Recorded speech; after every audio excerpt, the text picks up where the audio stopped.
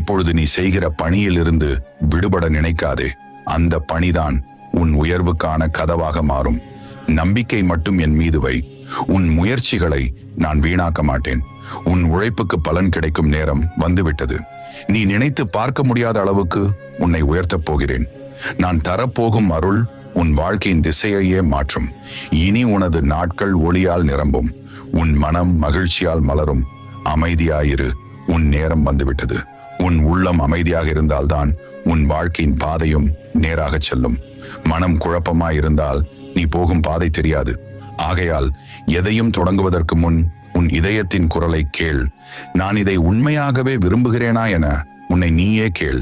அந்த கேள்விக்கான பதில் தெளிவாக வந்தவுடன் நான் உனக்கான பாதையை காட்டுகிறேன். நான் உன் அருகே நிற்கிறேன், வழி காட்டி கொண்டிருக்கிறேன்.